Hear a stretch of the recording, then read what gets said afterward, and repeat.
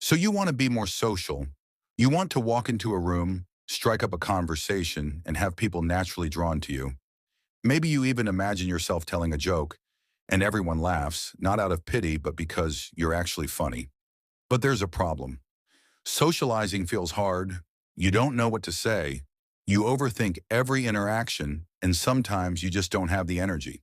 So instead, you scroll through your phone, pretending to be busy because in your mind, that's better than standing there awkwardly.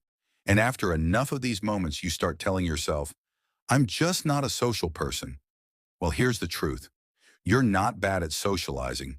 You've just convinced yourself that you are. Think about it. Were you always like this as a kid? You probably ran up to strangers, made friends in seconds, and never worried about saying something dumb. You didn't analyze every word before speaking. You just spoke. So what happened? Well, somewhere along the way, you became self-conscious. Maybe you had an awkward moment once. Maybe someone made fun of you.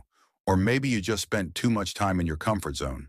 Whatever the reason, you started believing that socializing was difficult. But here's the thing, the law of inertia.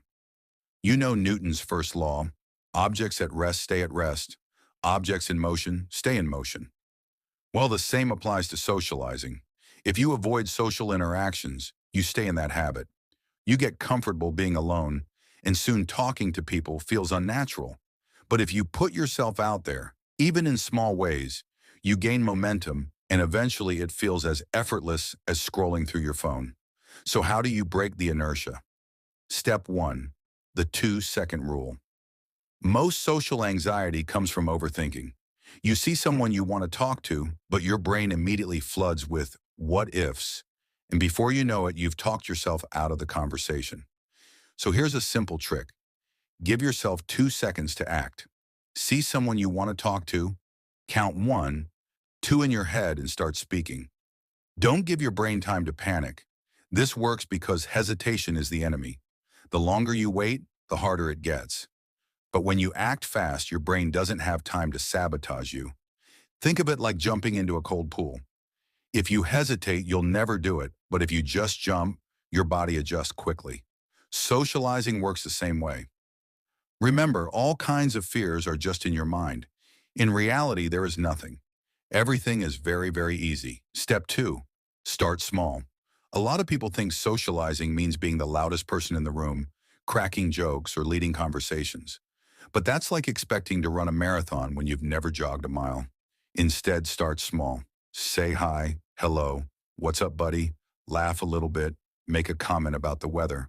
Look how beautiful the weather is. Oh, wow, that's amazing.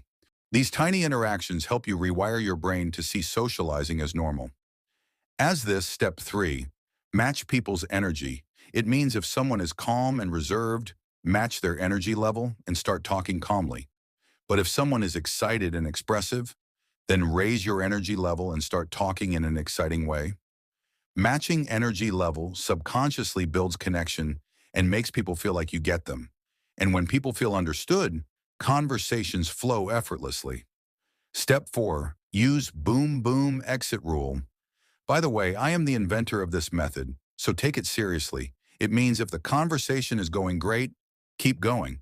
Keep giving your this, that. But if it's not, politely excuse yourself. Like, okay, bye, brother. It was great talking to you. Step 5, understand that no one cares. Here's the ultimate mindset you need. Actually, it is not a mindset. This is the reality. No one is thinking about you, brother. Don't waste your time thinking about them. You might be thinking what my friends were thinking, what my crush was thinking about me. No, no, brother. It is not true. Everyone is just messed up in his own life. Do whatever you want to do. Do with your life. No one will remember you after you die. I have seen people who even forgot their father, mother, daughter after 4 days of their death. So think about your own life first. And I do know few people who selflessly care about others, but I know they have to take care of themselves first. So becoming social isn't about changing anything. It's just about breaking inertia.